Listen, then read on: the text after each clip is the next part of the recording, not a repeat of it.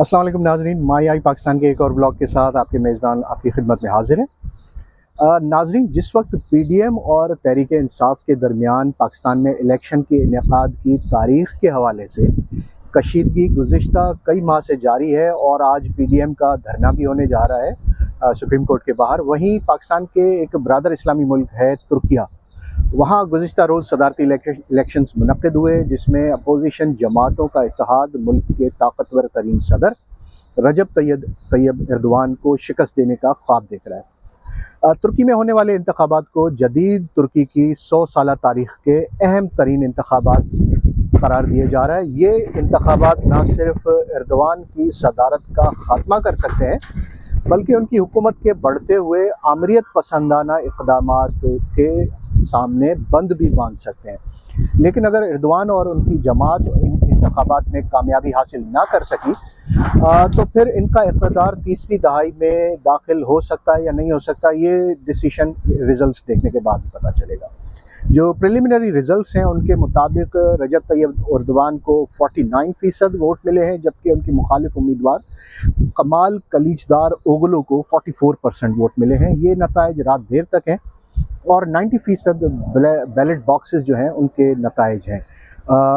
Total जिस वक्त as we are speaking now it may be possible that 100% votes have been counted, लेकिन दोनों उम्मीदवारों में से कोई भी 50% वोट हासिल नहीं कर पाया। That's why the voting system is going for the run of. Run of vote के लिए जो तारीख मुकर्रर की गई है वो है 28 मई। नाजरीन, ये इलेक्शंस न सिर्फ ये तय करेंगे कि 85 मिलियन आबादी और मगरबी दिफाई इत्तेहाद नेटो के रुकन मुल्क तुर्किया की सरबराही कौन करेगा, बल्कि ये फैसला भी हो जाएगा कि मुल्क में मुस्तकबिल का तर्ज हुक्मरानी क्या होगा, जिससे मईशत मुश्किलात का शिकार है और ज़िंदगी गुजारने के अखराजात बढ़ रहे हैं। साथ ही मुल्क की खारजा पॉलिसी की भी सिमत मुतय्यन हो जाएगी।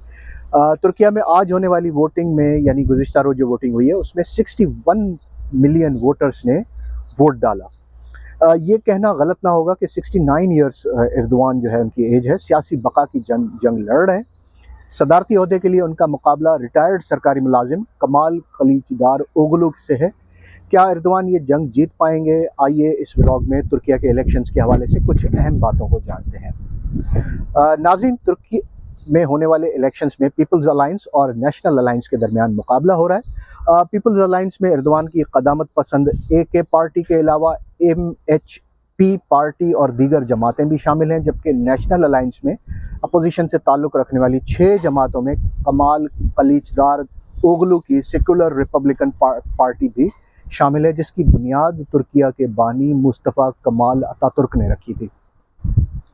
तैयब एर्दोआन रिटायर्ड सरकारी मुलाजिम का मुकाबला जो है वो कमाल कलीचदार ओगलो और उनके 6 जमाती इत्तेहाद से ज़्यादा डायनामिक और रोबस्ट मुत्तहदा अपोजिशन का सामना इससे पहले एर्दोआन को कभी नहीं हुआ। सदारती दौर में सदर एर्दोआन जो है उनकी मरकज़ी हरीफ कमाल कलीचदार ओगलो ने अपना वोट डालने के बाद गुज़िश्ता रोज़ TV पर बात करते हुए मुमकिना तब्दीली के इम्कानात को सराहा। उन्हें 6 जमाती इत्तेहाद की मुकम्मल और भरपूर हिमायत हासिल है। उन्होंने अपना वोट अनकरा में डाला और अपने हक़ राय दही इस्तेमाल करने के बाद कैमरे के सामने ओगलू ने कहा कि हम जमहूरियत को बहुत ज़्यादा मिस करते हैं। उम्मीद यह है कि बहार जल्द आने वाली है और शायद 74 साला ओगलू इंतखाबात में अपनी मुमकिना कामयाबी की तरफ इशारा कर रहे थे। एर्दोआन ने अपना वोट इस्तांबुल के स्कूदार डिस्ट्रिक्ट में डाला। इस मौके पर उन्होंने भी कुछ ख़यालात का इज़हार किया कि कई नस्लों से उनके अहम तरीन इंतखाबात के नताइज मुल्क के मुस्तकबिल के लिए अच्छे होंगे। ताहम उन्होंने इस मौके पर अपनी जीत के हवाले से कोई पेशगोई नहीं की। एर्दोआन का इस मौके पर यह कहना था कि मेरी खुदा से उम्मीद यही है कि वोटिंग का सिलसिला जब ख़त्म हो 28 मई तक पॉसिबली, तो नतीजा मुल्क के मुस्तकबिल और तुर्क अवाम के लिए बेहतर हो। जब वोटिंग से पहले के कुछ इंतखाबी जायज़े थे, उनमें एर्दोआन के जो है वो अपने मुकाबले में जो उम्मीदवार हैं ओगलू, वो किसी हद तक आगे थे। तुर्की में जुम्मा 12 मई को होने वाले 2 इंतखाबी जायज़ों से मालूम होता है कि ओगलू 50% वोट लेने के हदफ को अबूर कर सकते हैं। किसी उम्मीदवार को अगर 50% वोट ना मिले तो ज़्यादा वोट लेने वाले 2 उम्मीदवारों के दरमियान रन ऑफ इलेक्शंस होता है, जिसके लिए हम पहले भी बता चुके हैं कि वो दिन 28 मई को तय है और रन ऑफ होना ही है। एर्दोआन को तुर्की की सियासत में जहां कैरिज्मेटिक लीडर के तौर पर पहचाना जाता है, वहीं कमाल कलीचदारोगलू को तुर्की का गांधी या कमाल गांधी भी कहा जाता है। एर्दोआन गुज़िश्ता 20 साल से तुर्की में बरसरे इक़्तिदार हैं। उनके दौर में तुर्क करेंसी लीरा में जिस तेज़ी से कमी आई उसकी मिसाल पहले नहीं मिलती, लेकिन साथ ही मुस्लिम दुनिया के दुश्मन समझे जाने मुल्क इसराइल के साथ भी जारहाना रवैया तुर्की का बढ़ता चला गया। तुर्किया के माशी चैलेंजेस के पेश नज़र अपोजिशन की 6 जमातें अपने सियासी और सकाफती इख्तलाफात को भुलाकर एक तरफ रखकर तैयब एर्दोआन को इंतखाबी मैदान में शिकस्त देने के लिए मुत्तहद हो चुकी हैं। इन 6 जमातों को तुर्की की कुर्द नवाज़ पार्टी की हिमायत भी हासिल है और एक ऐसा ग्रुप है जिसके पास तकरीबन 10% वोट बैंक है, वो भी इनकी सपोर्ट कर रहा है। ओगलो की बुनियादी पार्टी बुनियादी तौर पर सेक्युलर है, लेकिन उन्होंने हिजाब पहनने वाली ख़वातीन तक पहुँचने के लिए भी बड़ी सख्त मेहनत की है। 6 पार्टियों में के जो है इंतखाबी गीत चलाए जा रहे हैं, अपनी मुहिम चला रहे हैं और अपना वोट बैंक स्ट्रॉन्ग करने की इन्होंने पिछले दिनों में बड़ी कोशिश की है।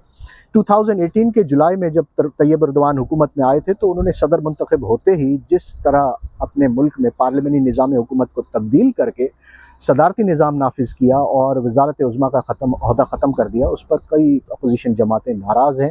इलेक्शंस हर 5 साल बाद होते हैं और एक ही दिन मुंतखब होते हैं, पार्लियामेंट्री और प्रेसिडेंशियल, और इस साल जो है 14 तारीख मुकर्रर की गई थी। इलेक्शंस में वोट डालने के अहल वोटर्स की मजमूई तादाद 64 मिलियन थी, जो इलेक्शन के दिन पहला वोट अपनी पसंद के सदर को देते हैं, जबकि दूसरा वोट किसी शख्स की बजाय पार्लियामेंट्री पार्टी को दिया जाता है। 600 रुकनी पार्लियामेंट के लिए वोटर्स पार्टी लिस्ट के लिए वोट डालते हैं, जिसमें तनासब के लिहाज से नुमाइंदों की नुमाइंदगी का इजहार किया गया होता है। जिस किसी भी जमात के पार्लियामेंट में पहुंचने के लिए ज़रूरी है कि उसे 7% वोट मिले। अगर कोई पार्टी चाहे तो किसी जमात के साथ इत्तेहाद करके भी ये 7% का हदफ हासिल कर सकती है। जहां कमाल कलीचदारोगलू ने अपनी जीत के इम्कानात के हवाले से पुरअज़्म रवैये का इजहार किया है, वहीं इलेक्शन से कबल सदर एर्दोआन ने इलेक्शंस में शिकस्त के हवाले से पूछे गए एक सवाल के जवाब में कहा कि हम अपने अवाम की मर्ज़ी से जमहूरी तरीके से तुर्की में इक़्तिदार में आए हैं और अगर हमारे लोग अपनी राय बदलते हैं तो हम वही करेंगे जो जमहूरियत का तकाज़ा है। इंतखाबी मुहिम के लिए तैयब एर्दोआन ने आया सूफिया का रुख किया, जिसे उन्होंने उस्मानी दौर के बाद सेक्युलर दौर में मुस्तफ़ा कमाल अतातुर्क की जानिब से अजायब घर में तब्दील किए जाने के तकरीबन 1 सदी बाद, यानी after 100 years he converted that museum into Hagia Sophia into mosque once again। 2020 में इसे दोबारा मस्जिद में तब्दील करने के इस फैसले ने मजहबी हलकों में तैयब एर्दोआन की पजीराई को मज़ीद मुस्तहकम किया और उनकी हुक्मरानी पर मगरबी ममालिक में बेचैनी में भी बड़ा इजाफा हुआ। एर्दोआन, जो कि क़दामत परस्त तुर्कों की तर्जुमानी करते हैं और 2016 में फ़ौजी बगावत की कोशिश और बदअनवानी के मुतादिद स्कैंडल्स के इल्ज़ामात के बावजूद वो अब तक अपना इक़्तिदार बचाने में महफूज रहे हैं। और अगर तुर्क अवाम एर्दोआन को इंतखाबात में मुंतखब नहीं करते तो इसकी वजह ये होगी कि एर्दोआन तुर्कों की बुनियादी ज़रूरियात को पूरा करने में नाकाम रहे हैं।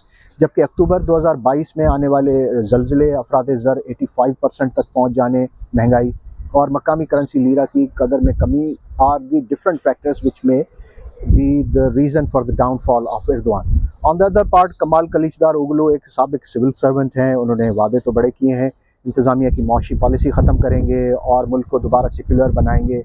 वो ये भी कहते हैं कि एर्दोआन के 2017 के रेफरेंडम के ज़रिए नाफिज करदा सदारती निज़ाम हुकूमत को ख़त्म करके दोबारा डेमोक्रेटिक और निज़ाम हुकूमत लाया जाएगा, जिसमें प्राइम मिनिस्टर का ओहदा शामिल होगा। वो अदलिया की खुद मुख्तारी को बहाल करने के भी वादे करते हैं। एर्दोआन पर इल्ज़ाम है कि उन्होंने अपनी हुकूमत के दौरान इदारों पर सख्त कंट्रोल रखा था, जबकि लिबरल्स और तनकीद करने वालों को एक तरफ कर दिया था। ह्यूमन राइट्स वॉच ने अपनी 2022 की रिपोर्ट में कहा था कि एर्दोआन की हुकूमत इंसानी हुकूक की सूरत हाल को कई दहाइयाँ पीछे ले जा चुकी है। ऑन द अदर पार्ट, कमाल गांधी जीत जाते हैं तो उन्हें अपने इत्तेहादियों को मुत्तहिद रखने में शदीद मुश्किलात का सामना हो सकता है, क्योंकि वो ख़ुद तो सेक्युलर हैं लेकिन उनके इत्तेहादियों में कौम परस्त, इस्लाम पसंद और दीगर नज़रियात के हामिल कुर्द पार्टी वगैरह दूसरे ग्रुप्स भी शामिल हैं। नाजरीन, यहाँ देखना यह है कि इन इंतखाबात के नतीजे में रूस के हामी और सदर व्लादिमीर पुतिन के करीबी दोस्त समझे जाने वाले रजब तैयब एर्दोआन कामयाब होते हैं या उनके मुखालिफ कमाल गांधी। इस ब्लॉग में तुर्क इलेक्शंस के हवाले से फ़िलहाल इतना ही। 28 तारीख को क्या रिज़ल्ट आता है उसके बारे में बाद में देखेंगे। इंशाल्लाह अगले व्लॉग में एक नई स्टोरी के साथ मिलेंगे। तब तक अगर आपने मेरे चैनल को लाइक एंड सब्सक्राइब नहीं किया तो ज़रूर करें और बेल आइकन को भी ज़रूर दबा दें और अपनी कीमती राय से और तनकीद से मुझे अपने कमेंट्स में ज़रूर आगाह कीजिएगा। तब तक के लिए अल्लाह हाफ़िज़। पाकिस्तान जिंदाबाद।